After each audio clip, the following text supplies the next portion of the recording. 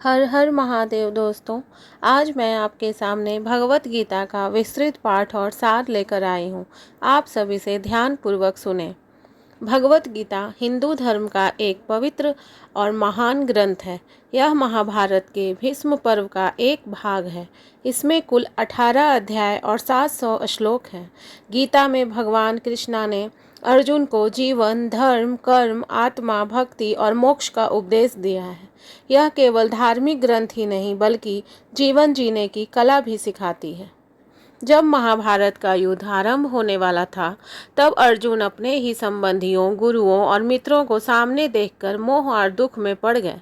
उस समय भगवान के श्री कृष्ण ने उन्हें जो ज्ञान दिया वही भगवत गीता कहलाता है। प्रथम अध्याय इस प्रकार से है। अर्जुन विषाद योग। कुरुक्षेत्र की युद्ध भूमि में दोनों सेनाएं आमने सामने खड़ी थीं।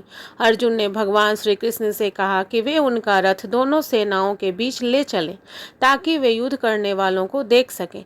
जब अर्जुन ने अपने दादा भीष्म, गुरु द्रोणाचार्य, भाई बंधु और मित्रों को देखा तो उनका हृदय करुणा से भर गया। उनके हाथ कांपने लगे, धनुष हाथ से छूटने लगा और वे अत्यंत दुखी हो गए। अर्जुन बोले, हे कृष्ण, मैं अपने ही परिवारजनों को मारकर क्या करूंगा? राज्य, सुख और विजय भी उनके बिना व्यर्थ है।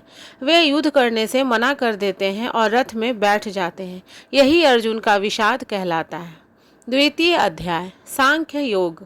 यह गीता का सबसे महत्वपूर्ण अध्याय माना जाता है। भगवान श्री कृष्ण अर्जुन को आत्मा का ज्ञान देते हैं। वे कहते हैं कि आत्मा न कभी जन्म लेती है न कभी मरती है। शरीर नष्ट होता है पर आत्मा अमर रहती है। जैसे मनुष्य पुराने वस्त्र छोड़कर नए वस्त्र धारण करता है, वैसे ही आत्मा पुराने शरीर को छोड़कर नया शरीर धारण करती है।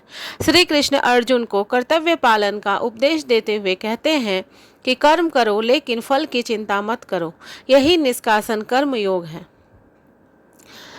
तृतीय अध्याय कर्म योग। इस अध्याय में भगवान कर्म का महत्व बताते हैं। वे कहते हैं कि संसार में कोई भी व्यक्ति बिना कर्म किए नहीं रह सकता। मनुष्य को अपने कर्तव्य कर्म को करने चाहिए। जो व्यक्ति केवल अपने सुख के लिए कर्म करता है वह बंधन में पड़ता है, लेकिन जो व्यक्ति भगवान को समर्पित होकर कर्म करता है वह मुक्त हो जाता है। श्री कृष्ण कहते हैं कि श्रेष्ठ पुरुष जैसा आचरण करता है, सामान्य लोग भी वैसा ही अनुसरण करते हैं। इसलिए मनुष्य को सदैव अच्छे कर्म करने चाहिए। चतुर्थ अध्याय ज्ञान कर्म संन्यास योग। भगवान श्री कृष्ण कहते हैं कि उन्होंने यह ज्ञान सबसे पहले सूर्यदेव को दिया था। समय के साथ यह ज्ञान लुप्त हो गया, इसलिए वे इसे पुनः अर्जुन को बता रहे हैं। जब जब धर्म की हानि और अधर्म की वृद्धि होती है तब भगवान अवतार लेते हैं। यदा यदा ही धर्मस्य ग्लानिर्भवति भारत। भगवान सज्जनों की रक्षा, दुष्टों का विनाश और धर्म की स्थापना के लिए जन्म लेते हैं। इस अध्याय में ज्ञान की महिमा बताई गई है। ज्ञान मनुष्य के सभी पापों को नष्ट कर देता है। पंचम अध्याय कर्म संन्यास योग। इस अध्याय में कर्म योग और संन्यास की तुलना की गई है। श्री कृष्ण कहते हैं कि केवल कर्म त्याग देना सच्चा संन्यास नहीं है। सच्चा योगी वही है जो आसक्ति त्याग कर कर्म करता है। जो व्यक्ति मन और इंद्रियों को नियंत्रित करता है वह शांति प्राप्त करता है। भगवान कहते हैं कि ज्ञानी व्यक्ति सबसे समान भाव रखता है, चाहे ब्राह्मण हो, गाय हो, हाथी हो या कुत्ता हो। षष्ठ अध्याय ध्यान योग। इस अध्याय में ध्यान और योग की विधि बताई गई है। मनुष्य को एक शांत स्थान पर बैठकर मन को भगवान में लगाना चाहिए।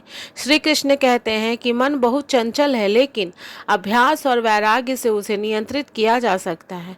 योगी वह है जो सब प्राणियों में समानता देखता है और दूसरों के सुख दुख सुख को सपना समझता है।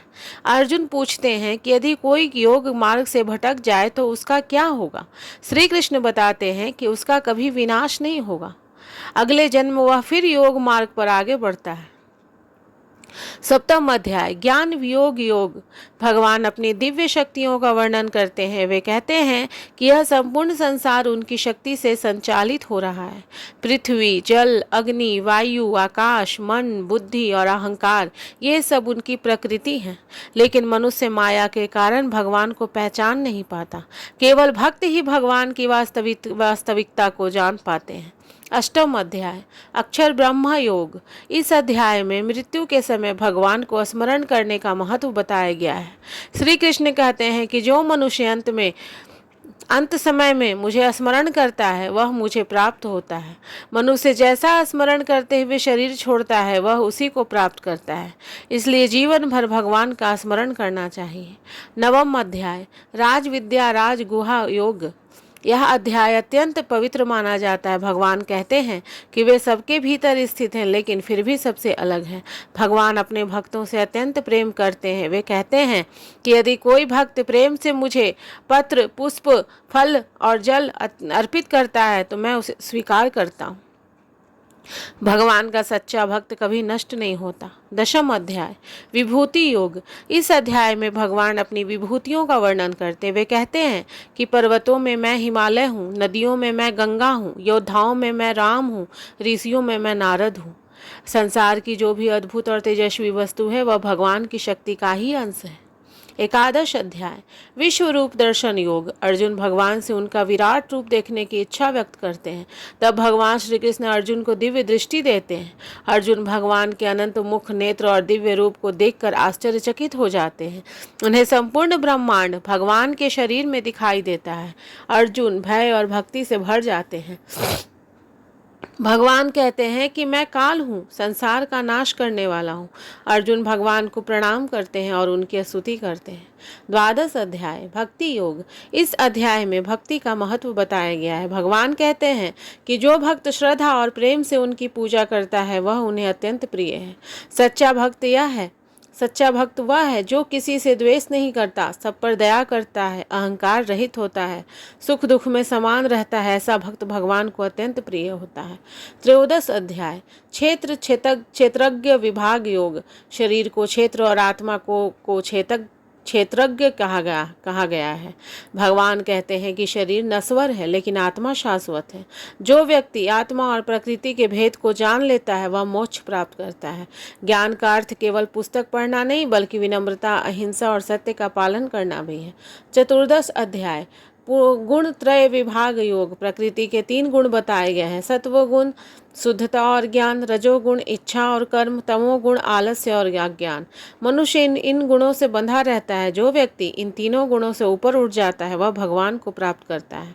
15वां अध्याय पुरुषोत्तम योग। संसार की तुलना एक उल्टे पीपल वृक्ष से की गई है जिसकी जड़ ऊपर और शाखाएं नीचे हैं। भगवान कहते हैं कि जीवात्मा उनका अंश है लेकिन माया के कारण वह संसार में फंस जाती है। जो व्यक्ति भगवान को जान लेता है वही सच्चा ज्ञानी है। 16वां अध्याय दैवासुर संपद विभाग योग। इस अध्याय में देवी और आसुरी गुणों का वर्णन है। दैवी गुण निर्भयता, सत्य, दया, क्षमा, अहिंसा। आसुरी गुण क्रोध, अहंकार, लोभ, हिंसा। भगवान कहते हैं कि काम, क्रोध और लोभ नरक के द्वार है, इसलिए मनुष्य को इनसे दूर रहना चाहिए। 17वां अध्याय श्रद्धा त्रय विभाग योग। मनुष्य की श्रद्धा उसके स्वभाव के अनुसार होती है। सात्विक व्यक्ति भगवान की पूजा करते हैं, राजसिक व्यक्ति दिखावे के लिए कर्म करते हैं और तामसिक व्यक्ति अज्ञान में रहते हैं। भोजन, तप और दान भी 3 प्रकार के होते हैं, सात्विक, राजसिक और तामसिक। 18वां और अंतिम अध्याय मोक्ष संन्यास योग। यह अंतिम अध्याय है जिसमें संपूर्ण गीता का सार दिया गया है।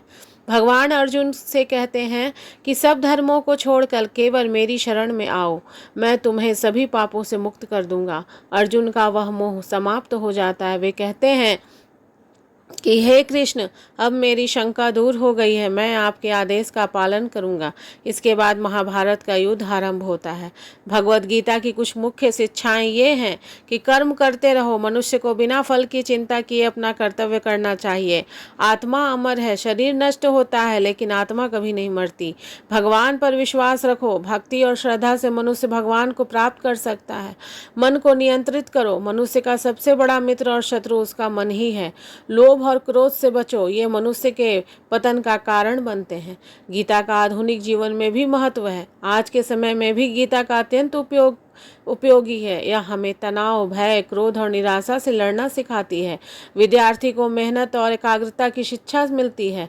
परिवार में प्रेम और शांति बनाए रखने की प्रेरणा मिलती है। कठिन परिस्थितियों में धैर्य रखने की शक्ति मिलती है। गीता को महात्मा गांधी ने गीता को अपनी आध्यात्मिक माता कहा था।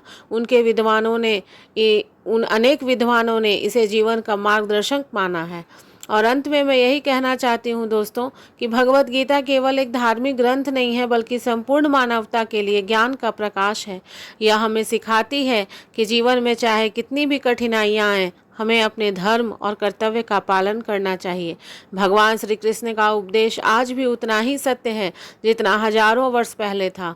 जो व्यक्ति गीता के संदेश को अपने जीवन में अपनाता है, वह शांति, सफलता और आत्मिक सुख प्राप्त करता है। तो दोस्तों, ये कथा आपको अच्छी लगी हो तो मेरे वीडियो को लाइक करें, शेयर करें, कमेंट करें और मेरे चैनल को सब्सक्राइब करें। हर हर महादेव दोस्तों।